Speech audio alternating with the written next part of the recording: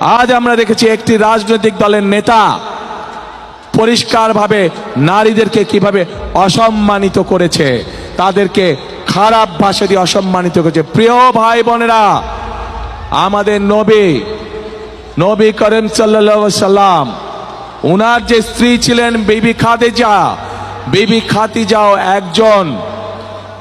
খাদিজাও ছিলেন একজন কর্মমুখী মহিলা।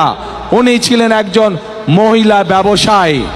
আজকে যেই দলটি, যাদের নেতা আজ বাংলাদেশের নারীদেরকে একটি খারাপ কিছুর সাথে তুলনা করেছে, তারা বলে তারা ইসলাম কায়েম করবে, কিন্তু নবী করিম সাল্লাল্লাহু আলাইহি ওয়াসাল্লামের স্ত্রী পর্যন্ত, উনিও পর্যন্ত একজন ব্যবসায়ী ছিলেন।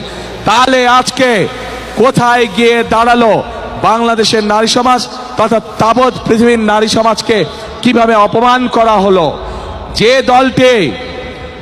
দলটি নির্বাচনের আগে দেশের অর্ধেক জনগোষ্ঠীকে ঘরের মধ্যে বন্দী করতে চায়, যে দলটি নির্বাচনের আগে দেশের অর্ধেক জনগোষ্ঠীকে অসম্মানজনকভাবে কথা বলে, তাহলে আপনাদের কাছে আমার প্রশ্ন, আজকে নির্বাচনে যদি তারা কোনোভাবে সুযোগ পায়, নির্বাচন পরবর্তী সময়, তাহলে তাদের আচরণ কি হতে পারে?